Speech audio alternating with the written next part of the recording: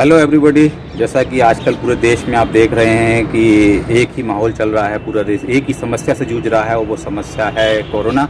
हर जगह देखिए जो समस्या सभी लोग जूझ रहे हैं, सभी के सामने, चाहे वो खुद हों, चाहे उनके पड़ोसी हों, चाहे उनके रिलेशन में हों, कहीं ना कहीं कोई ना कोई व्यक्ति इस समय जो है वो कोरोना महामारी से परेशान है। और देखिए इस समस्या के बीच में जो सबसे बड़ी चीज़ें आ रही हैं वो हैं कि सही इलाज उनको नहीं मिल पा रहा है। तो देखिए इलाज में भी क्या हो रहा है, मैं खुद देखिए व्यक्तिगत रूप से आपको बता दूं कि मुझे सुबह से शाम तक कई लोगों के फ़ोन आते रहते हैं और कई लोगों के जो फ़ोन आते हैं उसमें सबसे ज़्यादा लोगों की मांग एक ही चीज़ की होती है और वो एक चीज़ की मांग होती है एक इंजेक्शन, जो ऐसा एक रामबाण बन गया है, एक ऐसी औषधि बन गया है जिसके लिए मारामारी मची हुई है। जी हाँ, मैं बात कर रहा हूँ रेमडेसिविर की। तो क्या ये रेमडेसिविर है, क्या ये वास्तव में लोगों को लाभ पहुंचाता है और यदि नहीं मिल रहा है? देखिए पहली बात मैं आपको बता दूं कि ये जो सिचुएशन है डेफिनेटली मैं समझ सकता हूं कि जब किसी के घर में परिवार में कोई परेशान होता है, कोई पीड़ित है, मरीज है और उसको यदि डॉक्टर प्रिस्क्राइब कर रहा है कि भाई आप कहीं से भी चीज़ लेके आओ, तो वो जगह जगह भागता है, परेशान होता है, सोशल मीडिया पर डालता है, अपने जितने भी परिचित होते हैं उन लोगों से निवेदन करता है कि कैसे भी मुझे जो है वो रेमडेसिविर मिल जाए जिससे मेरे घर के एक मेंबर की जान बच सके। तो अब देखिए यहाँ यदि रेमडेसिविर मिल जाए तो अच्छी बात है, लेकिन यदि रेमडेसिविर न मिले तो भी मैं ये मानता हूँ कि आपको परेशान या हताश होने की ज़रूरत नहीं है, क्योंकि मैंने अभी तक जितने भी लोगों को ठीक होते देखा है वो अपने विल पावर और अपने आत्मबल के बल पे ही जो है वो अभी तक इस बीमारी से बाहर निकले हैं।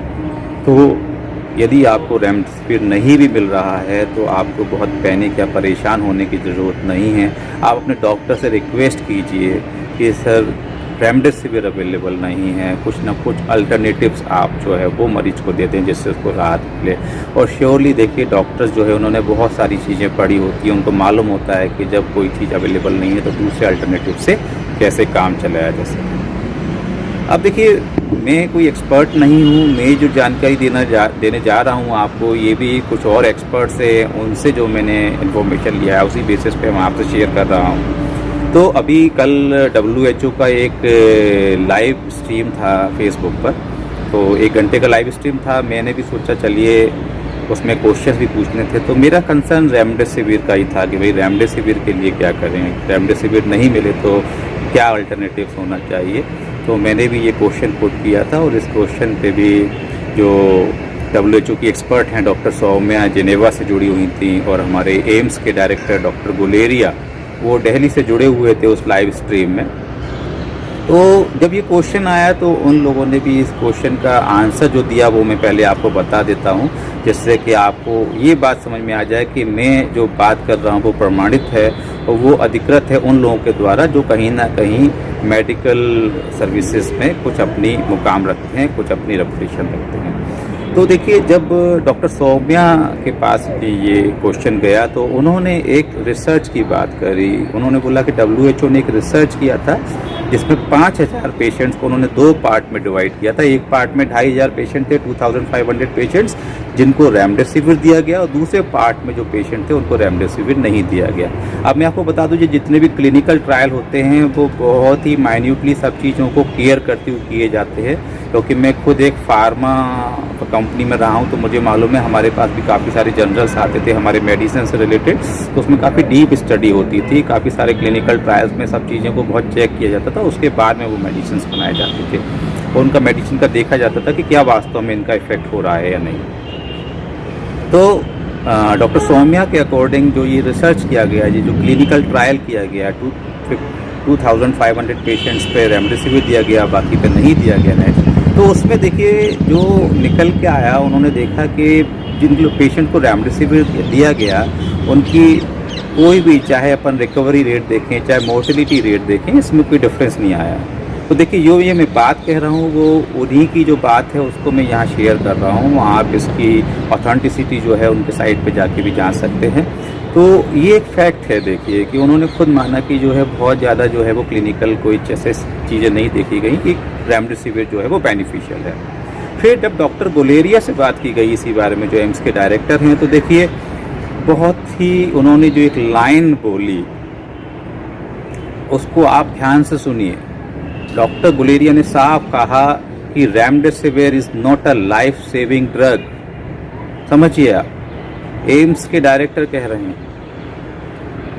यदि उन्होंने ये कहा है तो उनके पास में डेफिनेटली इसके फैक्ट्स होंगे, इसीलिए उन्होंने ये बात कही है।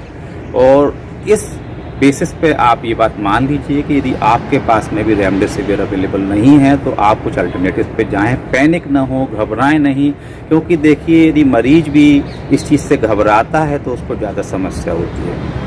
और डॉक्टर गुलेरिया ने तो यहाँ तक कहा कि उन्होंने अपने मेडिकल फैटर्निटी को, बाकी डॉक्टर्स को भी ये सजेस्ट किया कि अननेसेसरली बहुत ज़्यादा कंडीशंस में वो रेमडेसिविर प्रिस्क्राइब ना करें।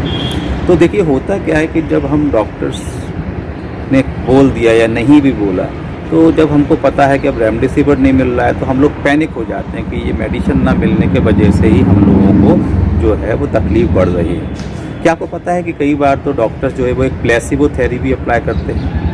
अब प्लेसिबो थेरेपी की ज़रूरत क्यों पड़ती है, मैं आपको बता देता हूँ। होता क्या है कि कई बार मरीज या मरीज के अटेंडर्स खुद ही डॉक्टर बन जाते हैं। आप जाओगे डॉक्टर के पास, आप उसे ये नहीं बोलोगे कि आप मेरे पेशेंट को ठीक कर दीजिए। आप पहुँचेंगे, आप बोलेंगे कि मेरे पेशेंट को कोरोना हो गया है, आप उसको रेमडेसिविर दे दीजिए। मतलब आपने खुद ही डिसाइड कर लिया है। आप डॉक्टर्स को बता रहे हैं, भाई डॉक्टर को डिसाइड करने दीजिए कि मरीज को ज़रूरत है या नहीं है। यदि ज़रूरत होगी तो देगा, ज़रूरत नहीं होगी तो नहीं देगा। ऐसे कई सारे केसेस में डॉक्टर्स प्लेसिबो देते हैं। प्लेसिबो इज़ अ थेरेपी जिसमें एक्चुअल मेडिसिन नहीं होता है, लेकिन जब उसी नाम से दिया जाता है तो पेशेंट को बड़ा आराम मिलता है कि हाँ मुझे बड़ा राहत मिल रही है, अब मैं ठीक हो जाऊँगा, आपने मुझे सही मेडिसिन दी। तो आप समझ रहे हैं एक्चुअल में ये जो रेमडेसिविर का इतना हम लोगों ने जो एक पैनिक क्रिएट कर रखा है ना, मैं ये चाहता हूँ कि हमें इस पैनिक से बाहर निकलना है। और ये जो मैंने दोनों एग्जाम्पल दिए, चाहे वो डॉक्टर सौम्या का हो WHO की, चाहे डॉक्टर गुलेरिया का हो जो एम्स के डायरेक्टर हैं, इन लोगों ने कुछ ऑथेंटिक डेटा के बेसिस पर ये बात कही है और इन बातों को हम समझें। यदि हमारे पास में रेमडेसिविर नहीं है तो हम अपने डॉक्टर से रिक्वेस्ट करें कि सर और क्या अल्टरनेटिव हो सकता है जो आप हमारे मरीज को दे दें। या डॉक्टर्स को खुद भी पता है, डॉक्टर्स को करने दीजिए, डॉक्टर को मालूम है कि अल्टरनेटिव्स क्या है। तो उम्मीद है कि आप यदि इस तरह की कोई समस्या आती है तो 2-2, 3-3 दिन रेमडेसिविर की खोज में ख़राब न करते हुए कुछ और अल्टरनेटिव दे के प्रयास करेंगे कि हम अपने मरीज को राहत पहुंचा सकें और जल्द से जल्द हम सब लोग इस महामारी से बाहर निकलें।